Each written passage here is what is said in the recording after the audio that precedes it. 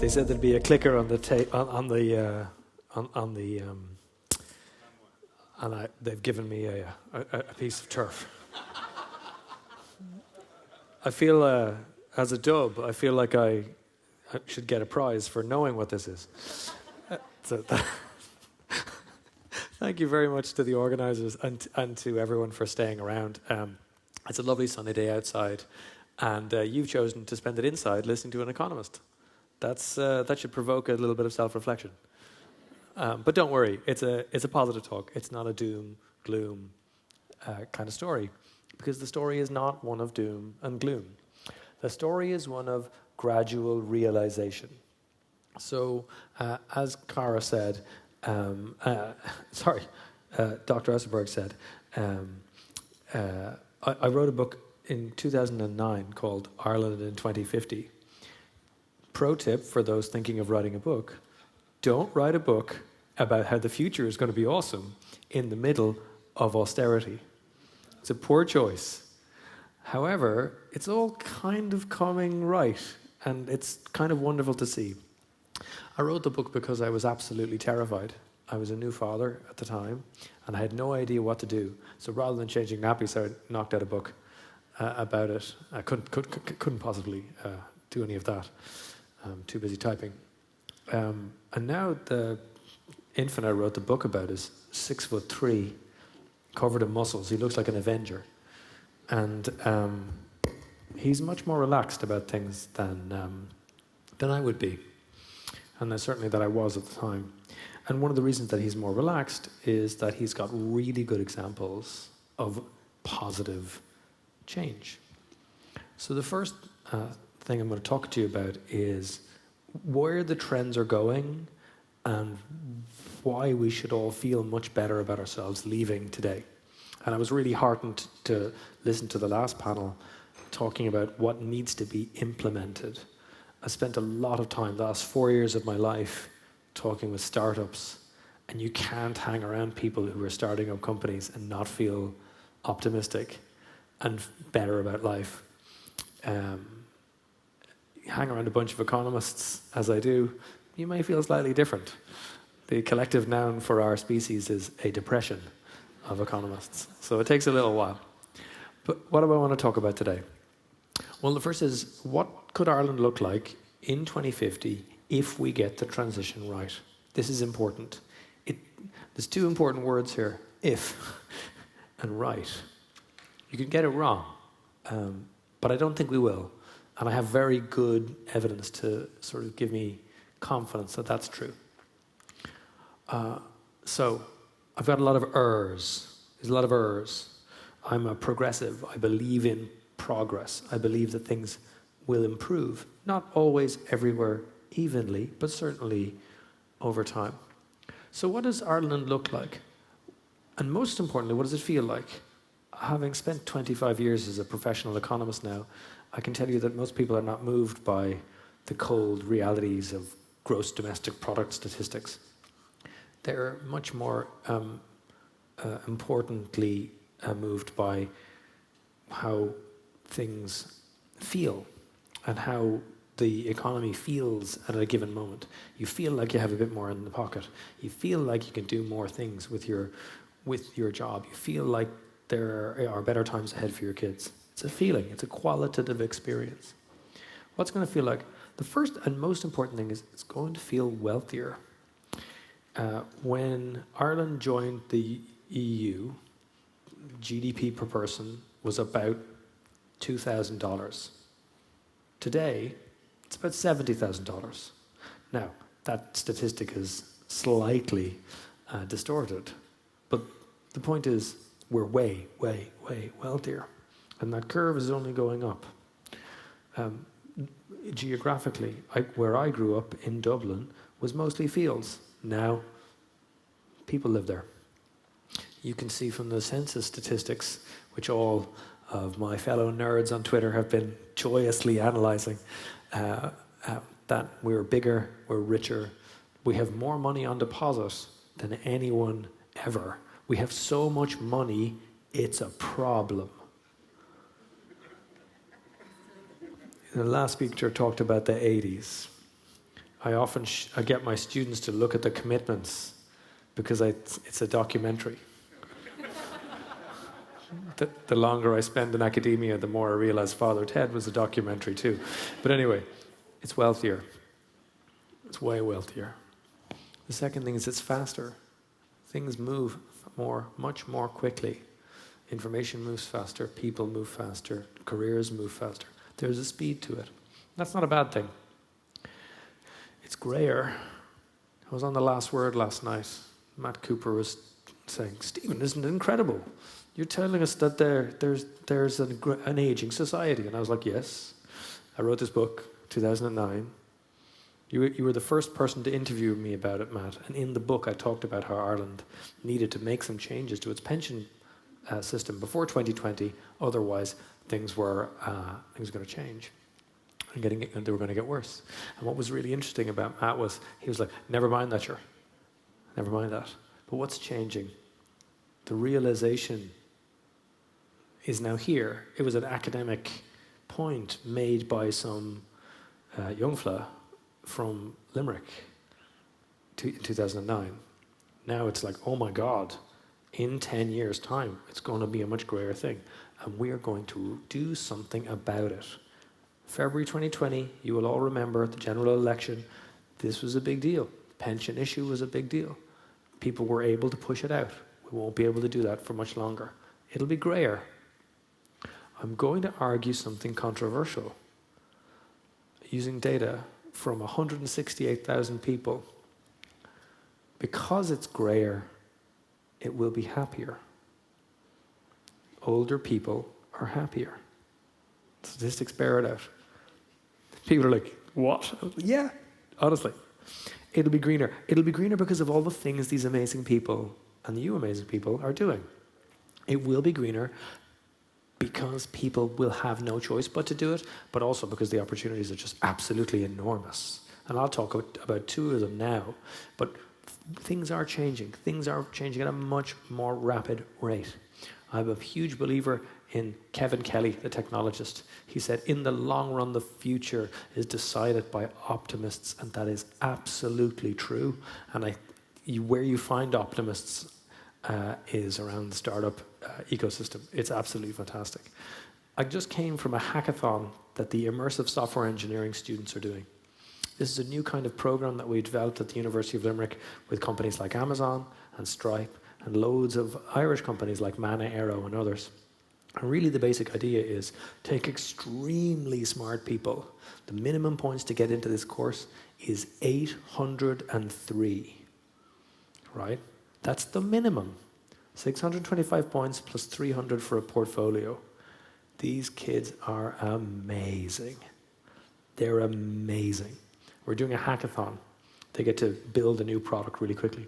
They're being supported by 3 or 4 different partner companies. And you want to see what they're doing. Like 25 of them this year, 50 next year. You can't be a pessimist around these people. It's going to be greener because the economic opportunities are there and because the regulatory structures are changing. It's going to be wetter. It feels weird to say this on a day like today, but it's going to be wetter. Climate change means more rainfall. It means more sunshine too, but it means more rainfall. So we're just going to have to get used to that. I happen to have bought a very old house. It's 200 years old. And I just discovered there's a well. Wetter, more rain, man owns well. Oh dear, because it's in the basement. No, really it is. I was like, what's that? It's a well, Stephen. Okay. It's also slower. In the University of Limerick, like all other public sector bodies, we have to produce a sustainability plan. And we have, and it's a really ambitious one. Our president, Kirsten May, is really passionate believer in this. And what she's really got us to do is to start thinking about implementable activities for each individual academic today. So we're not really required to do it, but we're doing it anyway. And one of the things that we're talking about is slower travel. You go into conferences, travel more slowly. I thought that my colleagues would be absolutely against this. Oh no. can't get them to get in the plane now. It's awesome. I'm going to give some lectures in Wales pretty soon, and I haven't taken a ferry in like 15 years. I'm going to go because it's greener. So I think it's going to be greener and slower. And then finally, and I can't stress this enough, it's going to be similar. The longer we spend talking about the future, the more we fall into the utopia, dystopia. It's going to be Arnold Schwarzenegger with a bag of guns, or it's going to be, some like la Star Trek nonsense. It's not. It'll be, people will still sit on chairs, they will still get married, they will still philander, there will still be funny shows on the TV. Maybe it won't be a TV, but there'll still be funny shows. Kids will grow up. Everyone will think the last generation is absolutely useless. Everyone will think the next generation hasn't got a clue and has it too easy. Secula secularum. These words are written on the walls of Pompeii, ladies and gentlemen. They'll be written on this as well. It'll be similar. If I can give you one book to read, it is this. It's called Where is My Flying Car? And it's a history of how science fiction writing informed technological development today. So flying cars, artificial intelligence, people eating pills, living on the moon, all that stuff. It's really interesting. And it's why, if you want to learn about artificial intelligence, you should read sci-fi writers. Don't listen to computer scientists. I love computer scientists. They're great people. They happen to have weird opinions about many things. But they're not the people to think about this, because they're very focused on that I'm going to solve this little technical problem thing. Engineers are the people who create the future. They're the people who make stuff. So I'm a huge fan of them. But if you want to see the biggest picture, read sci-fi writers. They're certainly better writers than engineers, to be fair as well. So cannot recommend this book enough. Brilliant book. Certainly one of my books of the year. But let's talk about how you get there. The first and most important is renewable energy dominance. So the idea is we dominate our renewable energy system, our energy system with renewables. It's just dominant. It's just the only thing we do. I love this image, by the way.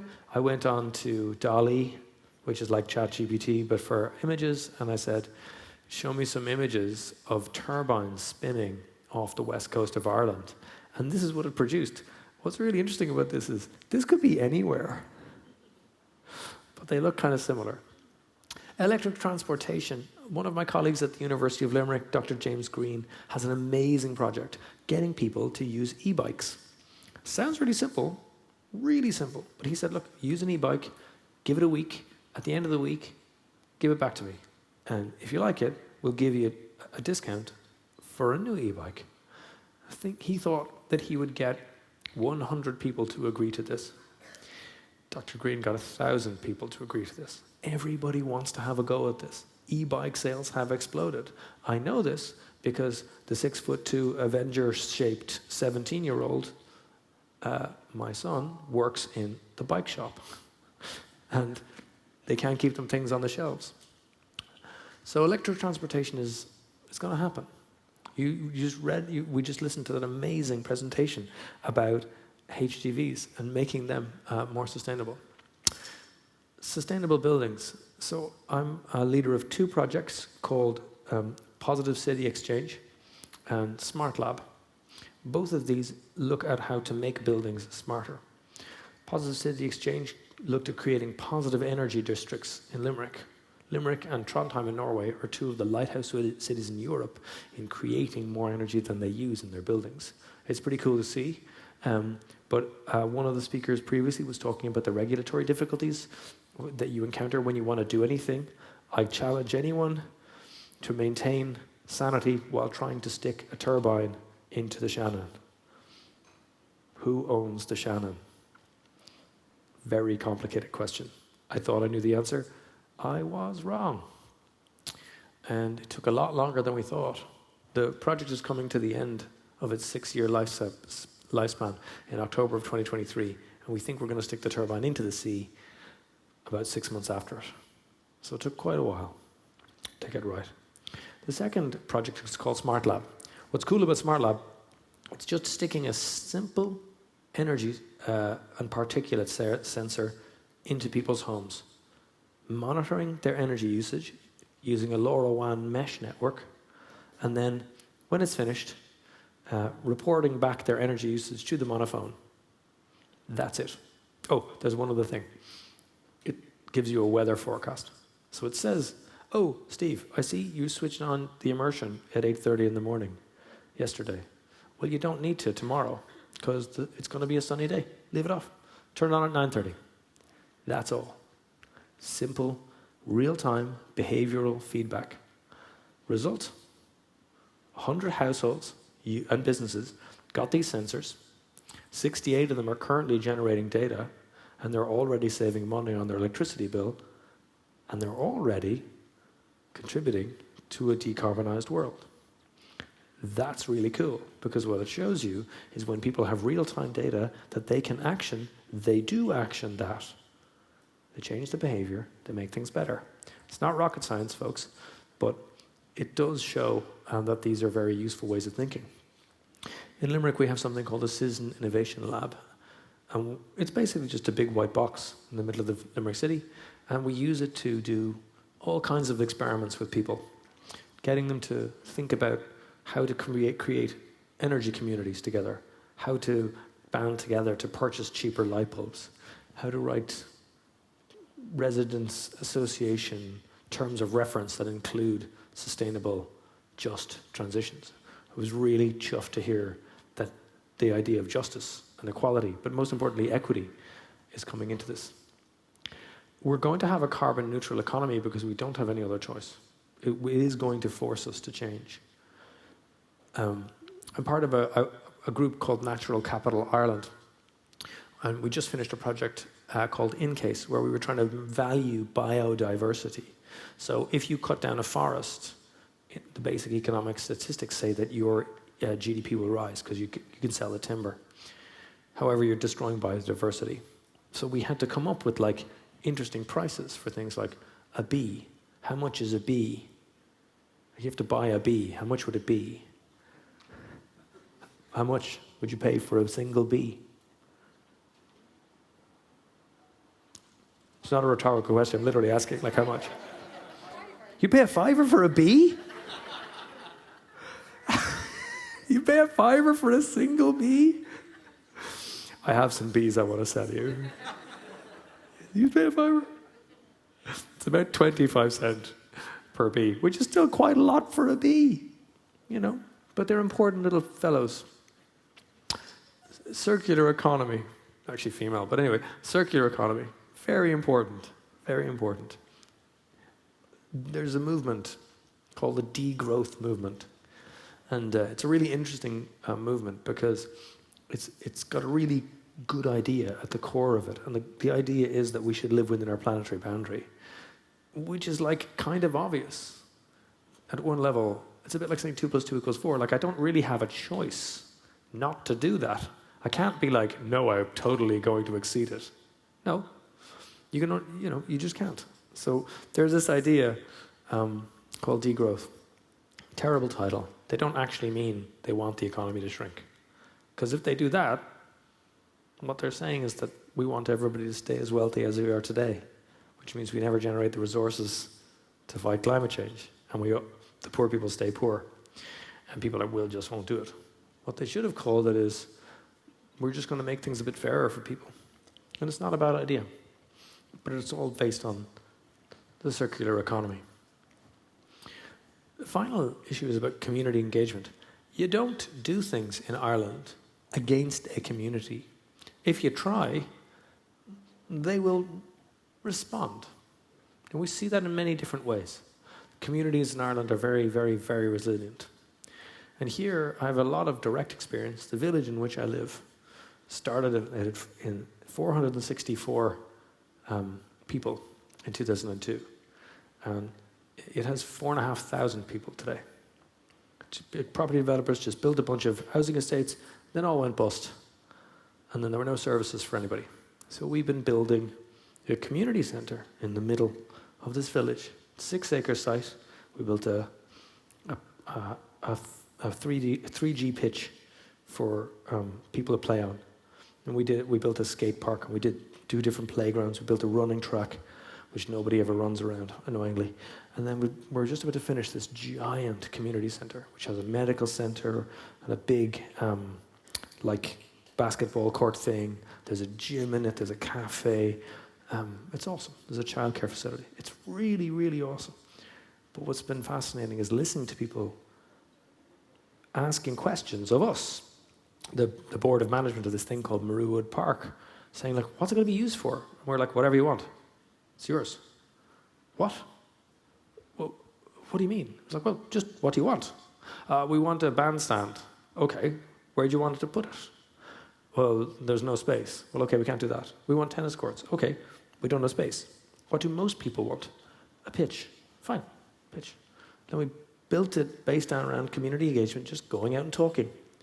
And what's been really, really interesting about that is, because we're locals, and they can't, well, I'm not, obviously, but the majority of the group are locals, and I've been there for hundreds of years. There's a trust there. And there's something about doing things, assuming trust and not assuming trust. You get a lot more done faster. And that is how we're going to actually change it. And so one of the things about the Citizen Innovation Lab that's really interesting to me is that it's really built on this idea of participative action. You, the citizen, choose. And that's very, very, very powerful. It's very big, because it's a way to engage with trust. So I want to talk about abundance now. Economics is all about scarcity. You don't have enough stuff. You have to choose. Gin and tonic or a beer? You know, why not both? No, that's how to end up in pain. He says, tempting fate. No, so the thing to do is to see that the future is an abundant one. We're already seeing this. What is our national debate about? What are we going to do with the 65 billion extra quid? What a moment to be Irish, because we don't have any idea how to do this. The Minister for Finance has no idea how to do this. None of the officials, there's the character of Pascal Dunner, like, I only have a certain amount of money. Not true. You have all the money in the world. 12 extra billion quid. Our problem now is to find value for money projects to do stuff. And people are coming up with all kinds of harebrained schemes. And it's cool to listen to, because they're ideas about doing things with abundance. In a world of abundance, you just have better and better choices, which is kind of anti-economical. But it's kind of amazing to listen to, because some of the stuff is truly crazy, and some of it is amazing. So there was a proposal for a sovereign wealth fund, just a big savings account, basically, to cope with biodiversity. Just pay people not to use stuff. It's a pretty good idea. Could work really well. It needs vast amounts of private sector involvement, of course, but it could work. It's not a bad idea. People say, oh, well, abundance, it just sounds a bit crazy. Well, look. This is from the Shannon Estuary Task Force. So this is a group of people brought together under the auspices of the government to develop offshore wind energy in near Foynes, the west coast. Now, the way to read this, okay, so if you're an economist and you're looking at this, the first thing you do is, you see these nicely, smoothly adapting lines? Don't trust that. Don't trust it. I'm not saying don't trust the estimates. I'm just saying the world doesn't look like that, right? Look at the high scenario. 30 gigawatts of power. 30 gigawatts of power, right? In less than 30 years. That's incredible. And we think we're going to use, 25 maybe? On the best, this is the best scenario. This is us using all the stuff. That's class. That is us exporting power to the rest of the world and making a fortune off it. I was talking to the budgetary committee in the Oireachtas last week, and I was saying to them, what are you doing to prepare yourself for all the money that's going to come. And they were like, what? What do you mean? Where is this money? It's like, it's off the coast of the west of Ireland. They're like, what? So you stick the Eiffel Tower into the ground, you plug it in, and then you charge somebody. And they were like, does that work? I was like, yeah, it's very good. Works great. We just have to get out of our own way. So this is it's a pretty cool model, but it's a consultant's model. No offense to consultants, love them, great people. Most of my students, they're doing great work. I love them. But this is marketing, and you know it because there's color. If you want to read a report, I read every report in the same way. Go to the back, read the index, look at the thing that's most in the report. Read those pages. You save yourself a lot of time. Look for the most boring thing you can find. That's typically where the truth is. It's typically in the most boring place. So I think we're going to get to the low scenario. 10 gigawatts. And we're going to use 5, which means we sell 5. And let's say we don't really even get 10, because, it's a mess. Let's say we only get 7.5. We're still selling 2.5. That's pretty good. What's going to happen to the price of electricity in the future? I think it's going to be great. I really do. Abundant energy. Abundant energy. This is where the wealth comes from. In every economic textbook I ever studied, the first thing it says was, Ireland is a country with no natural resources apart from the skill and talent of its people. Now 62% of people under 40 have an undergraduate degree, and we have the second best offshore wind in the world. Not bad. Abundant energy and abundant intelligence. I'm a big believer that we're going into an era of genuinely incredible advances in technology that's going to make our lives better and create economic growth for everyone, not just the rich. Okay. Now that's the future. I want to take you to the past. In 1879, the great economist Francis Edgeworth talked about hedonic calculus, hedonism. You all know what hedonism is. I'm sure you're looking forward to a bit of it after this, right? I don't know. Do environmentalists drink to excess? Perhaps not. I'll have a quinoa. Yes, a quinoa. A quinoa. Is that a cocktail? No, it's not. Okay. So, pleasure. The idea of pleasure, maximizing pleasure. Okay. So this is the idea. It's from the 19th century, and it's an incredibly powerful idea that the goal of life is to maximize pleasure and make happiness happen. And there are measures like gross national happiness that have happened all the time. It's really cool. Okay? The goal of life is preferable feeling. Okay. So this is what economists thought the world looked like. You started off when you were 18, and if the maximum happiness was 5, minimum was 1 or 0, you'd kind of peak at about 50, and then you'd go off and die. C'est la vie. Bye-bye. That's the theory. This will shock you, ladies and gentlemen. The economists were absolutely wrong. This is what happiness looks like. This is a chart of happiness. Hands up here who's 48. That was awesome. That was incredible.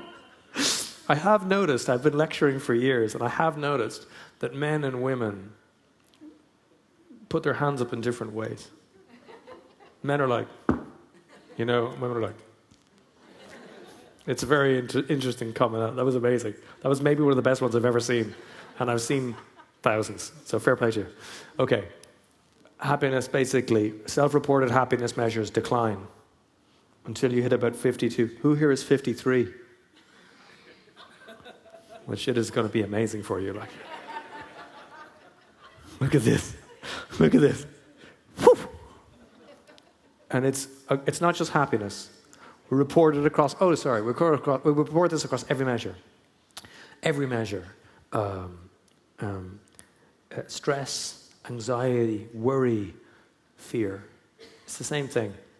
You hit about 45, you go, It'll be grand.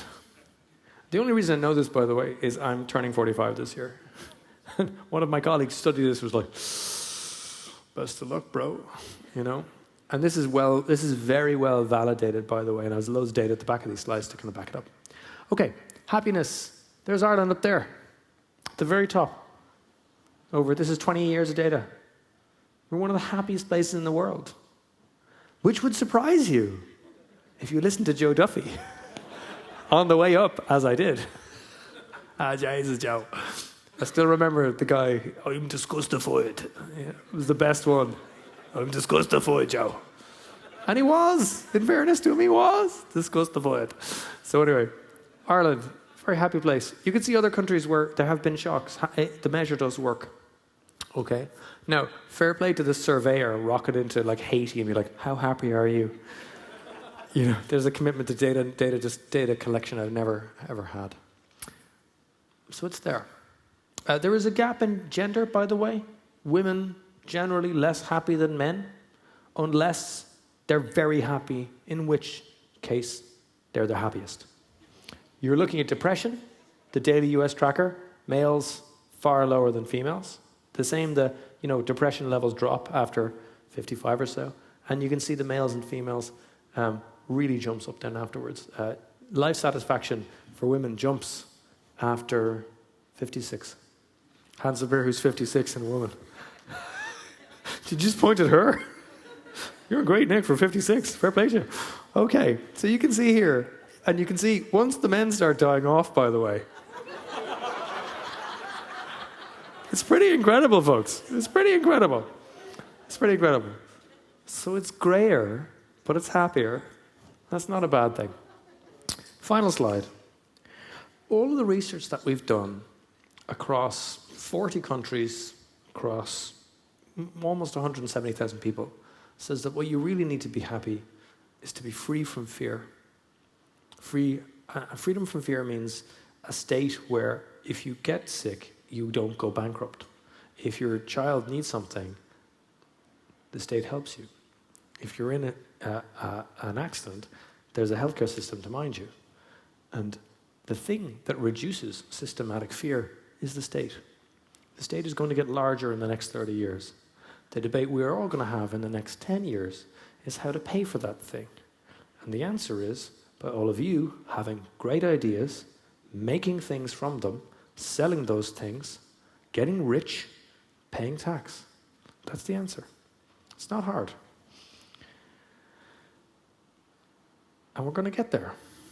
So thank you very much for your time and attention.